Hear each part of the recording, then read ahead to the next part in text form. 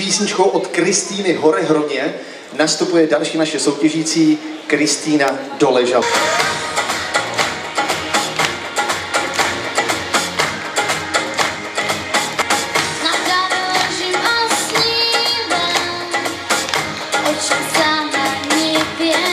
Jak dlouho se tomuto věnuješ? Tak 9 let jsem na základní umělecké škole dělala balet, ale už mě to tam nebavilo, protože jsme dělali pořád to samý, tak teď se vlastně učím sama, už tancuju sama.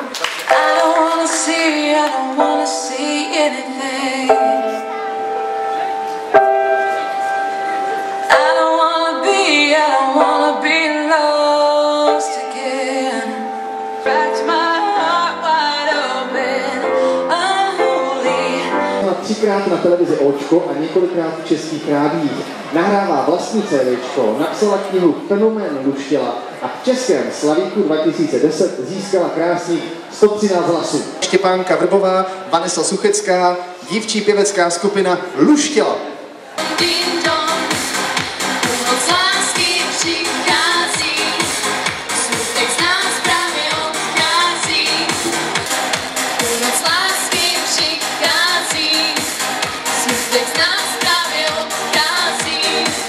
Jana Blažková a její hra na akordeon. Zlom vás.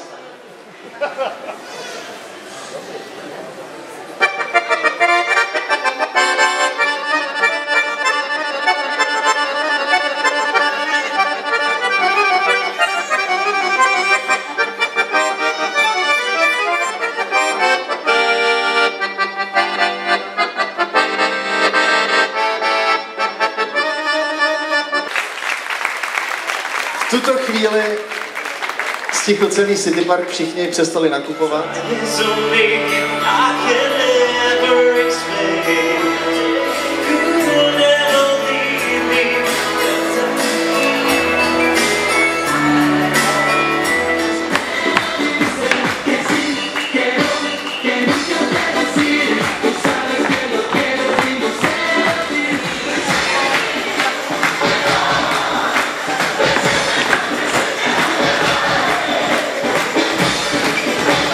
Líbili se?